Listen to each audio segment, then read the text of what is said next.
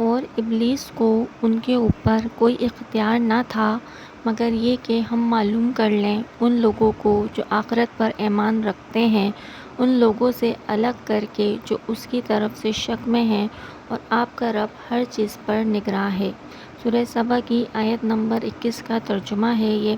سورہ سبا کی آیت نمبر 22 کا ترجمہ ہے، کہہ دیجئے کہ ان کو پکارو جن کو تم نے اللہ کے سوا معبود سمجھ رکھا ہے، وہ نہ آسمانوں میں ذرہ برابر اختیار رکھتے ہیں اور نہ زمین میں، اور نہ ان دونوں میں ان کی کوئی شرکت ہے، اور نہ ان میں سے کوئی اس کا مددگار ہے۔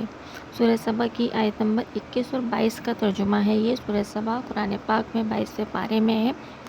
جیسے کہ اللہ تعالیٰ اس میں یہ بتا رہے ہیں کہ ابلیس کو کوئی اختیار نہ تھا، یعنی کہ اللہ تعالیٰ چاہے تو ہی ابلیس اپنا داؤ دکھا سکتا ہے، ورنہ ابلیس کا کوئی اختیار کسی چیز پہ نہیں ہے، اور اللہ تعالیٰ نے ان کو پرکھنے کے لیے یہ کیا، یہ ہونے دیا ابلیس کا داؤ، اس پہ چلنے دیا کہ وہ کتنا ایمان رکھتے ہیں آخرت پہ۔ اور اللہ تعالیٰ ہر چیز پر نگراں ہے، ہر چیز پہ قدرت رکھتے ہیں۔ اللہ تعالیٰ سے کوئی چیز چھپی ہوئی مخفی ہے ہی نہیں، اور اللہ ہر چیز پہ قابض ہے، ہر چیز اللہ تعالیٰ کی ملکیت ہے۔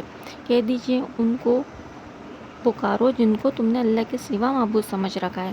یہ اللہ تعالیٰ نبی صلی اللہ علیہ وآلہ وسلم سے کہہ رہے ہیں کہ ان سے کہیں کہ انہی کو پکارو مدد کے لیے جن کو معبود سمجھتے ہو، پوجتے ہو، بت بناتے ہو۔